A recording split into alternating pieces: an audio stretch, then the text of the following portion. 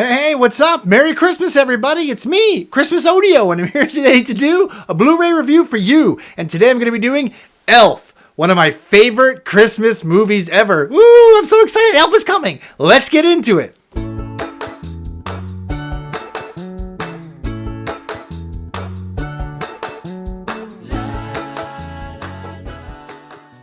Hey, Merry Christmas, guys. Well, I have got my 4K Blu-ray copy of Elf, and I recently just watched it. This is new for me for this year, so I'm going to give a review of the Blu-ray here. It's got some extras and stuff like that on it, but like the overall picture quality is spectacular. In an already spectacular movie, I'm noticing more things in the background than I ever have before. Ho-hoo!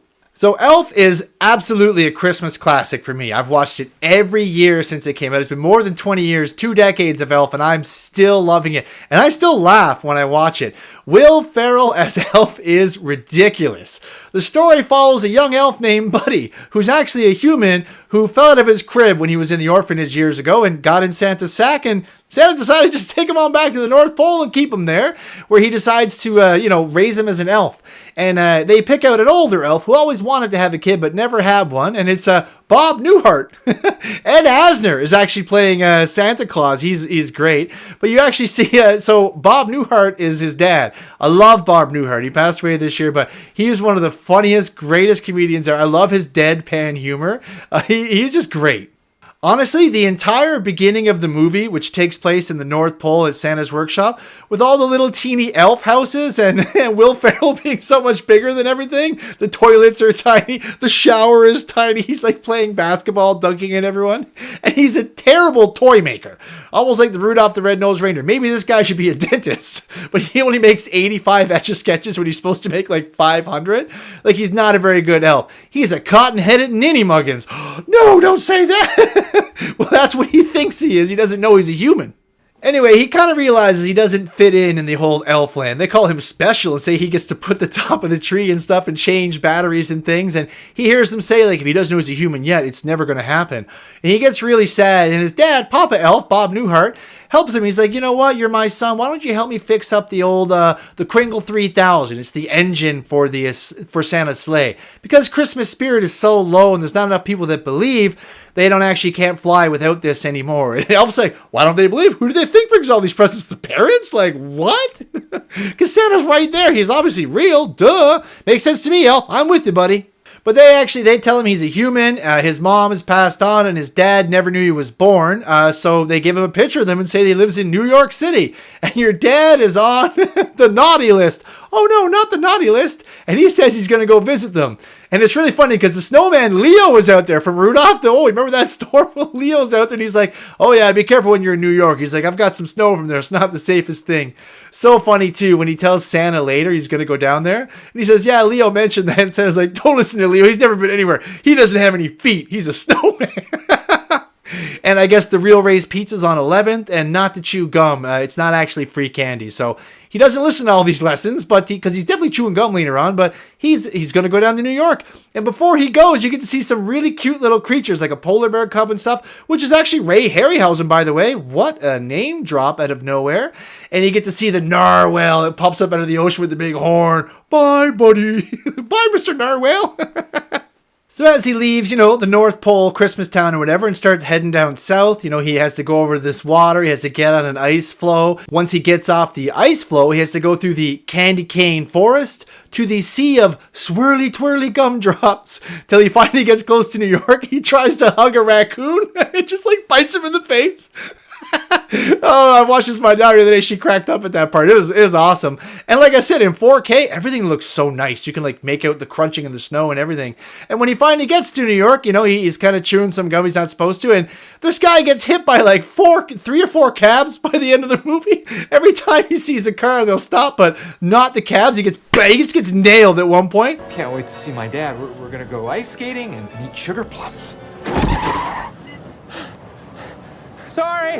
I could not stop laughing. It's so funny to see him get hit by the car. And he's like, oh my God. And then later on, he tells Zoe, don't look out for the yellow ones. They don't stop. So when he finally gets to town, he goes to meet his dad, James Caan, his dad, Walter. And his dad, he thinks he's like a Christmas gram or something because he's got a card and he's trying to sing to him and he's wearing the funny elf costume. It looks ridiculous. And so they throw him out, tell him to go to Gimbel's where he belongs, which Buddy does. He's disappointed that his dad doesn't like him, but he goes to Gimbel's and there's a bunch of people dressed up like him there because it's the North Pole. And it's like, oh, we don't sing at the North Pole. Yeah, we do. We sing all the time. No, we don't sing. Yeah, we do. When we make toys, we sing all the time. He meets the manager there. Oh my God. The manager of the North Pole is one of the funniest characters in this. He's got like a tie on and a bunch of things, but he always thinks corporate's out to get him. He's like, if you guys see him from corporate here, let me know on the radio. The code name is Papa's got a brand new bag. And then when he starts saying Santa's coming, Will Ferrell's like, oh, Santa's coming. Yes, I know him. Okay, people, Santa's coming to town. Santa! Oh my God! I know him. And the guy's like looking at him like, what? And then as he keeps reading the message, he's like staring at Will Ferrell, and Will's like, oh, it's gonna be the best. And he's like, all right, man, cool. He just like slowly walks away, like, what is going on? Anyway, he meets Zoe Deschanel there. She's dressed, Jovi. She's dressed up like an elf, decorating the tree, and he thinks she's doing a great job. She thinks he's being sarcastic, but he's not. He actually just thinks she's beautiful, and she's great at doing the thing. He's like, I'm glad to find another human so interested in elf culture. So then, when everyone goes home that night, Will Ferrell, he stays in the building and goes around and decorates everything, getting ready for Santa to come because he's so excited. And then the next day when Santa comes, it's not Santa. It's somebody wearing a Santa suit. He's like, you smell like beef and cheese. He makes a big scene. This is not Santa. You sit on a throne of lies. So many quotable lines. It's so good. Gets into a fist fight with them. The manager has to come out. They throw Will Ferrell out. I guess he gets fired from his non-existent job. They get a restraining order against him. He ends up sleeping in a store window. I love it. And he ends up getting his dad like this lingerie. It says for that special someone. And he sends that to his dad. They throw him out again. His dad gets it like, what is this? But then he sees there's actually a picture of him with the girl that he was supposed to be with. So he actually sees Elf like in the window, takes him over to Jon Favreau, who's playing a doctor in this. What? I mean, like I said, there's a lot of people in this, which is great. And he tells him, yeah, this is actually, he is your son. So, he maybe just, he's not mentally okay. Take him home, middle need the kids and stuff, and then he'll probably get better. And okay, right? So he decides to take this crazy dude who thinks he's a Christmas elf from the North Pole home. Wow, chaos ensues, surprisingly. What's funny, too, is when they actually get to his house, Mary Steenburgen is James Caan's wife. She's actually, so she's going to be like the mother-in-law for Will Ferrell. She's his mother in Step Brothers, too. So she's his mom a couple times. And when he gets there, the young kid that's there, the 10-year-old, thinks Will Ferrell's an idiot. Like, he, makes a rocking chair out of, a table and stuff and destroys a bunch of things. He decorates the whole house. He makes spaghetti and, starts pouring syrup and candy and stuff on it. It was, and he has a crazy awesome belch, too. And I forgot to mention this earlier. I love the theme music to Elf. I love the theme song. Every time I hear it, I get so happy. I love it. It makes me feel good.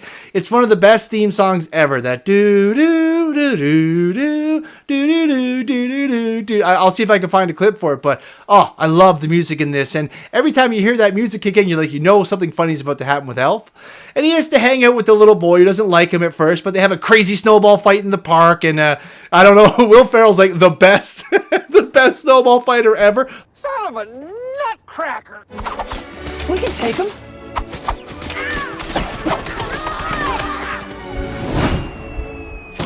Where did you say you were from? Like a machine gun just railing off and then they become friends. They get into a whole bunch of crazy hijinks. They cut down a tree in the park, take it home to make it their Christmas tree. He ends up jumping on it, knocking it over. The dad has no time for this. The mom is like, well, he's kind of fun and he's making your other son really happy. So that's kind of good.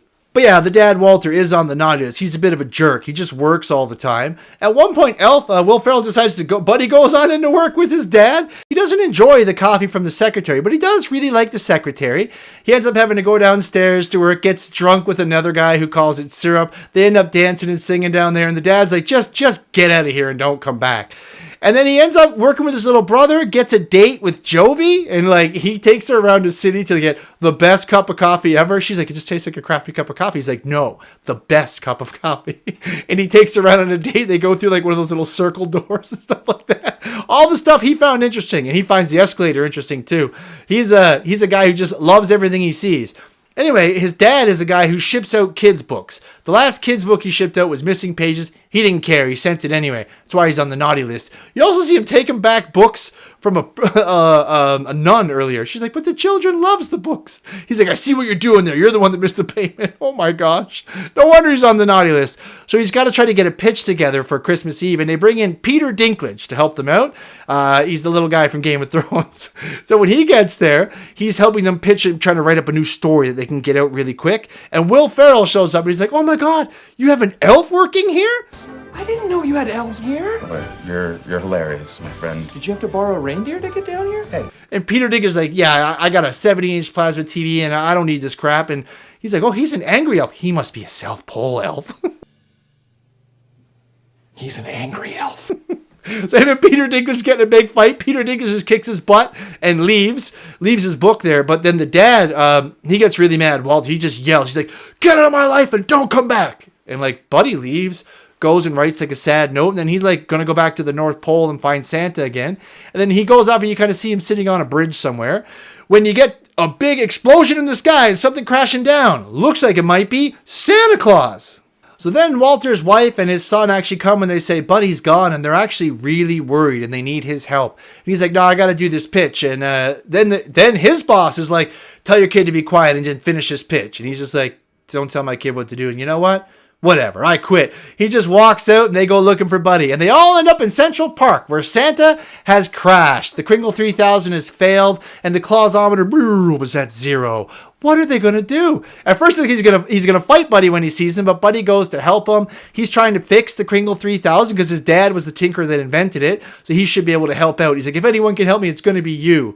But what actually ends up happening is they steal Santa's book, and they end up singing Christmas songs. You better watch out. You better not cry. Because that's the best way to spread Christmas cheer, is singing loud for all to hear. So they do. And they actually, his little brother starts reading out what people want for Christmas and everyone starts believing. And then when they all start singing and then the news cuts back in and the whole world starts singing. I honestly love that part of the movie. It's heartwarming. It's great. The Clausometer shoots up. They all see Santa go right through the middle of town and fly off with his reindeer to go deliver all the presents. Like, oh, and them singing and stuff is so nice because I love getting together singing carols and stuff like that, and it gives you a nice, warm, Christmassy feeling, and it works. It just makes you feel very Christmassy inside. Then you see Santa's Clausometer go up. Now he can fly again, and you're like, yeah, Christmas belief is returning. Everything's going to be okay. And then it is. And then it shows, actually, my favorite part is at the very end. It cuts out, and it actually shows that they now have a hit book. His dad has got a new hit book out, and it's written by Buddy. Guess what it is? It's his adventure from the North Pole down. And then it shows him reading the book like, then I went through the candy cane forest, through the sea of swirly twirly gumdrops. He's reading it to kids. Oh, awesome. Elf is a classic movie with an amazing Christmas message, and it's so funny. The way that Will Ferrell's character, Buddy, interacts with the world, the way he sees things and reacts to things is so good. It's so innocent, the way the approach he takes on everything, as if someone's seeing things for the first time with fresh eyes and still has that strong love and belief in Christmas. Oh, I love it. Like I said, I watch it every year. It's a Christmas classic. We get out the hot cocoa, the Christmas blankets, and we put on this Blu-ray the other night and we gave it a watch. And like I said, I still laugh at a lot of the parts in it. Just like Home Alone, the jokes still land. Even 20 years later, you just can't help but smile. Overall, Elf is a great, great, great time. I'm going to give it a 9.5 out of 10 on the odometer. One of my top 5 Christmas movies of all time, and something that everyone should watch in the holiday season. Really, really enjoy it. But Merry Christmas, everyone, and thanks so much for watching this far. Really appreciate that. Please like, share, and subscribe to the video. And everybody, it's Christmas. Stay out of trouble.